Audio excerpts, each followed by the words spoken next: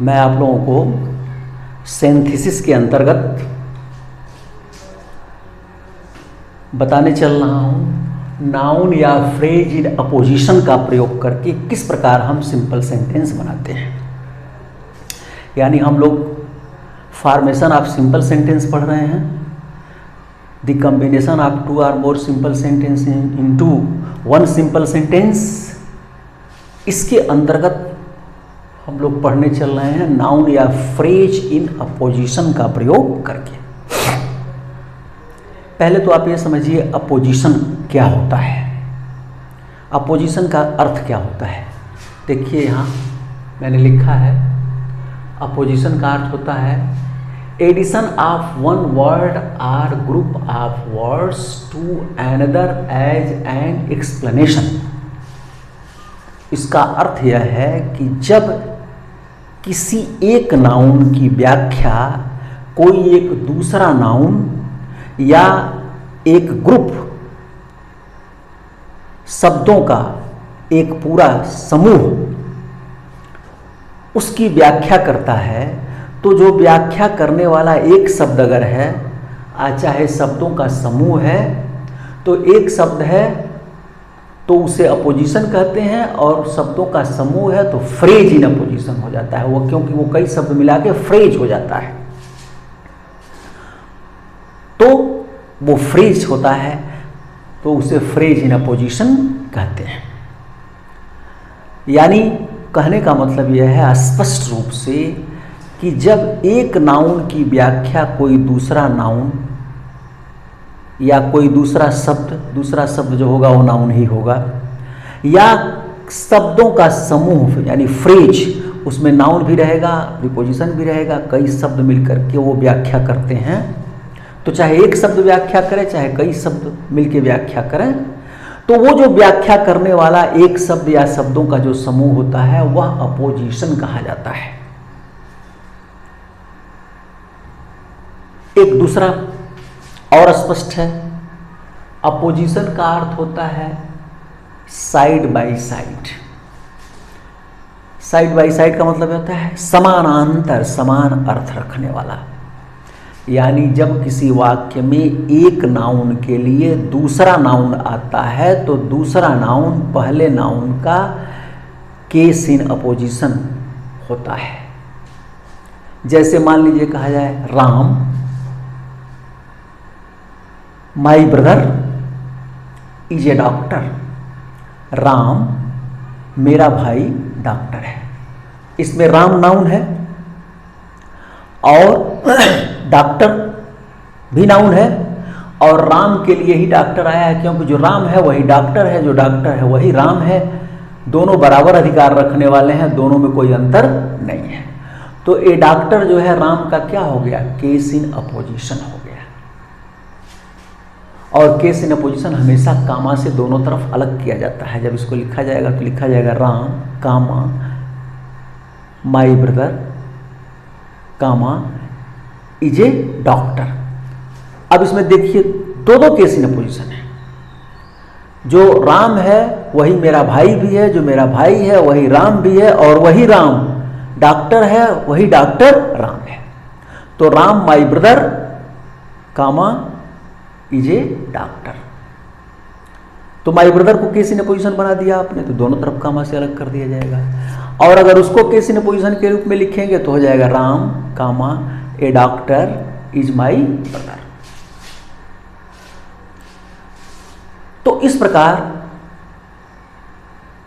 जब एक नाउन की व्याख्या दूसरा नाउन करने लगता है या दूसरा शब्दों का समूह करने लगता है तो वो केस इन अपोजिशन कहलाता है। अब देखिए इसमें कैसे हम इसका प्रयोग करेंगे। अब तो दो वाक्य एक साथ आएंगे, तीन वाक्य भी हो सकते हैं। तो उन दोनों वाक्यों में हम देखेंगे कि कोई ना कोई एक नाउन रहेगा और उस नाउन की व्याख्या दूसरे वाक्य में आने वाला कोई दूसरा नाउन या कोई पूरा नाउन फ्रेज, पूरा एक शब्दों का समूह इसकी व्याख्या करता रहेगा। या ये भी संभव है कि पहले शब्द में ही नाउन रहेगा और उसी में दूसरा नाउन या पूरा एक फ्रेज उसकी व्याख्या करता रहेगा। तो जो व्याख्या करने वाला है चाहे वो एक शब्द हो चाहे शब्दों का समूह हो, उसको हम बिल्कुल जिसकी व्याख्या करता है उसके पास कामा लगा करके ले आके रख देते हैं और उसके साथ आए हुए वर्ब और सब्जेक्ट वहीं ख़त्म हो जाते हैं और वाक्य सिंपल बन जाता है। जैसे ज़्यादा क्लियर होगा, आप उदाहरण देखिए Suresh is very gentle. Suresh बहुत ही सज्जन है। ही इज ए टीचर, वह एक अध्यापक है। अब देखिए सुरेश इज वेरी जेंटिल, इसमें सुरेश नाउन आया हुआ है। ही इज ए टीचर, इसमें टीचर नाउन है और जो सुरेश है वही टीचर है। सुरेश की ही व्याख्या टीचर कर रहा है कि सुरेश सज्जन है और वो सुरेश अध्यापक है, तो सुरेश की व्याख्या टीचर कर रहा है। सुरेश भी नाउन टीचर भी नाउन, यानी एक नाउन के लिए दूसरा नाउन आया तो यह दूसरा नाउन पहले नाउन का केस इन अपोजिशन हो गया। अब यह टीचर जो है सुरेश के पास पहुंच जाएगा। इसके साथ ही इज ए टीचर में से ही इज खत्म हो जाएगा, ए टीचर सुरेश के पास पहुंच जाएगा केस इन अपोजिशन बन करके। और इसको हम कामा से दोनों तरफ अलग करते हैं। केस इन अपोजिशन दोनों तरफ कामा से अलग होता है, तो जब लिखा जाएगा तो क्या लिखा जाएगा? Suresh comma a teacher comma is very gentle. चूंकि टीचर को हमने केस इन अपोजिशन बनाया है तो टीचर के साथ जो क्रिया और सब्जेक्ट है खत्म हो जाएगा, तो हो जाएगा Suresh comma a teacher comma is very gentle. ऐसे बनेगा। एक उदाहरण और देखिए, Ravi is a player. Ravi एक खिलाड़ी है।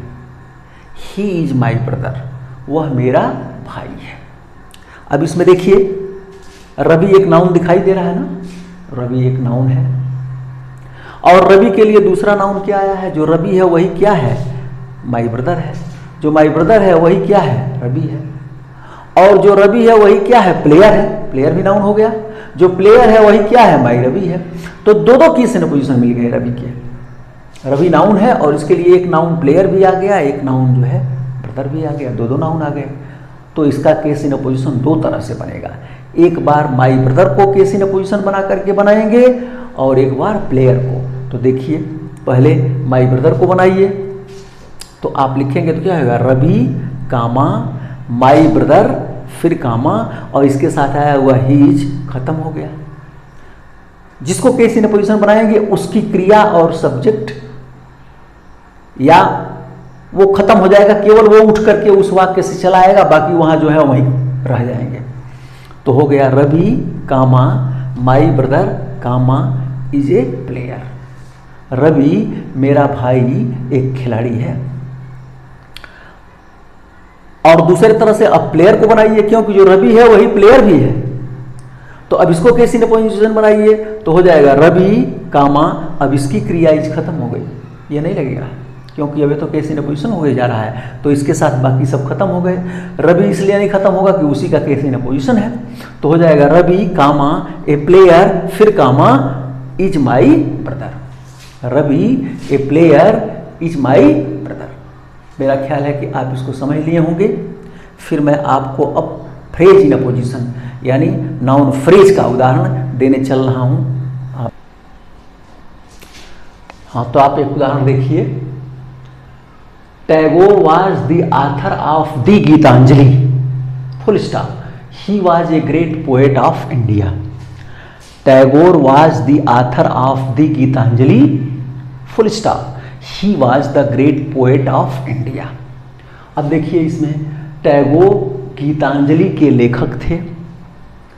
ही was the a great poet of India, वह भारत के महान कवि थे। अब यहाँ टैगोर के लिए दो केस इन अपोजिशन आया है। जो टैगोर थे वही क्या थे? The author of the Gitanjali थे। ये पूरा फ्रेज है एक, और ये आया हुआ है। जो टैगोर थे वही क्या थे? The author of the Gitanjali थे। और टैगोर क्या थे? Great poet of India, a great poet of India, ये भी आया हुआ है। जो टैगोर थे वही क्या थे? ए ग्रेट पोएट ऑफ इंडिया थे। तो दो केस इन अपोजिशन है, तो यह दो तरह से बनेगा।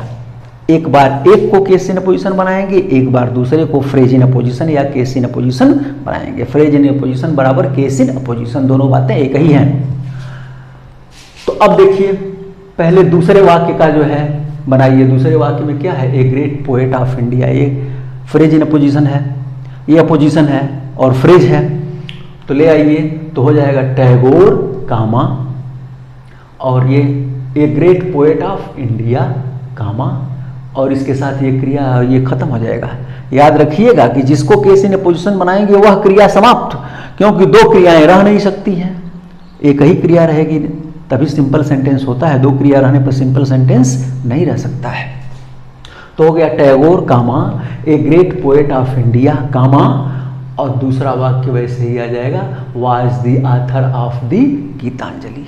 Tagore comma a great poet of India comma was the author of the Gitanjali. अब इसको बनाइए, इसी वाक्य में पहले ही वाक्य में है Tagore was the author of the Gitanjali, जो टैगोर थे वही the author of the Gitanjali थे। इसको ले आइए तो क्या हो जाएगा Tagore comma the author of the Gitanjali comma, तो अब ये वाज नहीं लगेगा, अब दूसरा वाला वाक्य आएगा और दूसरे वाक्य में जो क्रिया रहेगी वो आएगी, तो संयोग से वाज ही वहाँ भी है आएगा और बाकी चीज़ें आएगी, तो हो जाएगा Tagore comma the author of the Gitanjali comma was a great poet of India. इस तरह से बनेगा। इसमें तीन वाक्य का भी आ सकता है, जैसे एक उदाहरण मैं आपको देने चल रहा हूँ, तीन वाक्य रहेगा, जब तीन वाक्य रहेगा तो उसमें दो केस इन पोजीशन होंगे, किसी दो का होगा तभी तो दो केस इन पोजीशन होंगे, तो दो क्रियाएं खत्म हो जाएगी, एक ही क्रिया रहेगी। तो इसलिए ऐसा भी उदाहरण आप देख लीजिए। हाँ देखिए ये तीन वाक्यों का उदाहरण है, इसमें दो दो आपको दो केस इन पोजीशन मिलेगा। Mathura is a place of pilgrimage, Mathura is a place of pilgrimage एक वाक्य, full stop. It stands on the bank of Yamuna दो वाक्य और तीसरा वाक्य the Yamuna is one of the holiest reverse in India. Mathura is a place of pilgrimage, Mathura जो है एक पवित्र तीर्थ स्थान है, मथुरा एक प्लेस ऑफ पिलग्रिमेज है माने तीर्थ स्थान है। It stands on the bank of Yamuna, यह यमुना नदी के किनारे स्थित है, बसा हुआ है। The Yamuna is one of the holiest rivers of India, Yamuna जो है वो भारत की पवित्रतम नदियों में से एक है।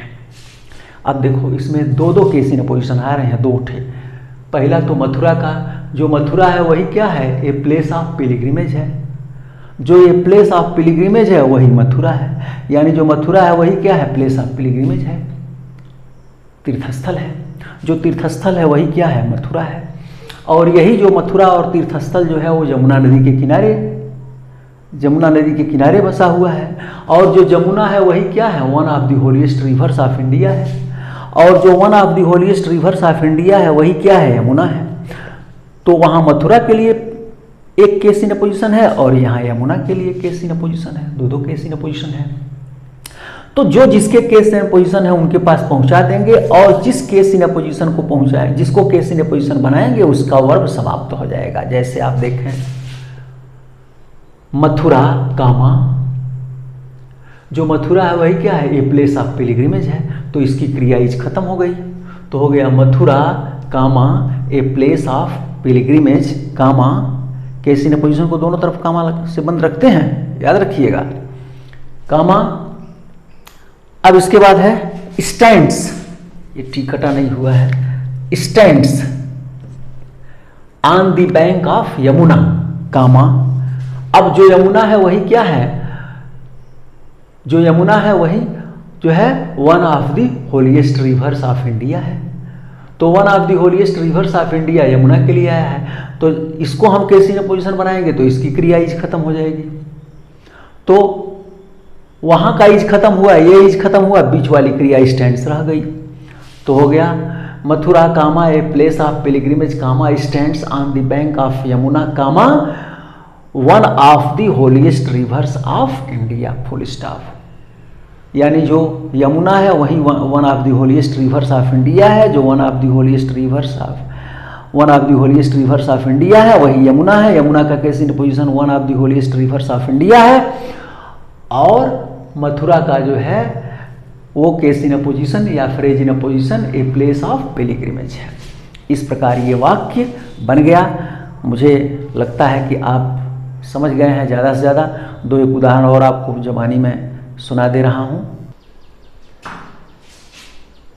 इसको आप लिखिए, अपनी कॉपी पर लिखिए और मैं बोल रहा हूँ, आप भी बनाते चलिए। लिखिए, Rana Pratap was a brave warrior. Rana Pratap was a brave warrior, full stop. He was the king of Mewar. He was the king of Mewar. Rana Pratap was a brave warrior, full stop. He was the king of Mewar. अब देखिए, यहाँ जो राणा प्रताप है वही क्या है? King of Mewar है। जो किंग ऑफ मेवाड़ है वही क्या है? राणा प्रताप है। तो किंग ऑफ मेवाड़ राणा प्रताप के लिए आया है, केस इन पोजीशन हो गया। और पहले वाक्य में भी है, जो राणा प्रताप है वही क्या है? ब्रेव वॉरियर है। जो ब्रेव वॉरियर है वही क्या है? राणा प्रताप है। तो दोनों तरह से बनेगा। तो एक बार दूसरे वाक्य का केस इन पोजीशन, दूसरे वाक्य वाले को ले आइए, केस इन पोजीशन बनाइए, और दूसरी बार पहले वाले को ले आइए। तो क्या हो जाएगा? Rana Pratap comma the king of Mewar कामा।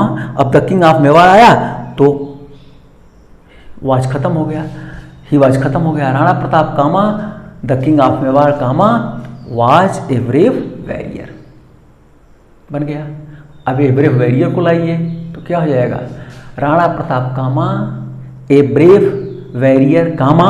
अब इसके साथ वाली क्रिया जो है खत्म हो गया, वाज नहीं लगेगा, वो लगेगा was the king of Mewar.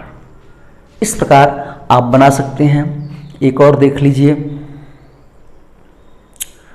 Doctor Radhakrishnan was the president of India. Doctor Radhakrishnan was the president of India, full stop. He was a great philosopher. He was a great philosopher. तो ये कह रहा है कि doctor Radhakrishnan was the president of India, he was a great philosopher. जो राधाकृष्णन थे वही क्या थे? प्रेसिडेंट ऑफ इंडिया थे। जो प्रेसिडेंट ऑफ इंडिया थे वही राधाकृष्णन थे। और जो राधाकृष्णन थे वही ग्रेट फिलासफर थे। जो ग्रेट फिलासफर थे वही राधाकृष्णन थे। ये भी दोनों तरह से बनेगा। तो राधाकृष्णन कामा दूसरे वाक्य को लाइए, a great philosopher comma was the president of India बन गया। अब इसको ले आइए पहले वाले को, तो क्या हो जाएगा? Doctor Radhakrishnan comma the president of India comma was a great philosopher. तो इस प्रकार मुझे लगता है कि आप समझ गए होंगे, बना सकते हैं, इसमें कोई बहुत दिक्कत नहीं है। और फिर अगर कोई दिक्कत होती है तो आप कमेंट लिखिए मेरे पास, ये समझ में नहीं आता है, ये चीज़ें नहीं आती है, फिर मैं उसका जवाब आपको दूंगा, फिर उससे समझाऊंगा। बाकी ये कोई बहुत कठिन नहीं है, आप समझ गए होंगे। इस प्रकार अब आप इसका घर पर अध्ययन कीजिए, मनन कीजिए, फिर आगे अगले वीडियो में। धन्यवाद।